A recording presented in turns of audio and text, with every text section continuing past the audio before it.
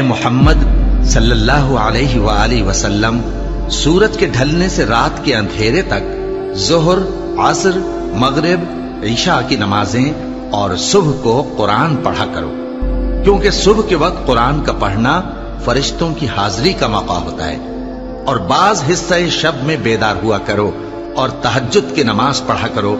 یہ شب خیزی تمہارے لیے ایک اضافی عمل ہے۔ امید ہے کہ اللہ تم کو مقام محمود پر فائز فرمائے۔ اور کہو کہ اے پروردگار، مجھے مدینے میں اچھی طرح داخل کیجو اور مکے سے اچھی طرح نکالیو، اور اپنے ہاں سے زور و قوت کو میرا مددگار بنائیو، اور کہہ دو کہ حق آ گیا اور باطل نابود ہو گیا، بے شک باطل نابود ہونے والا ہے۔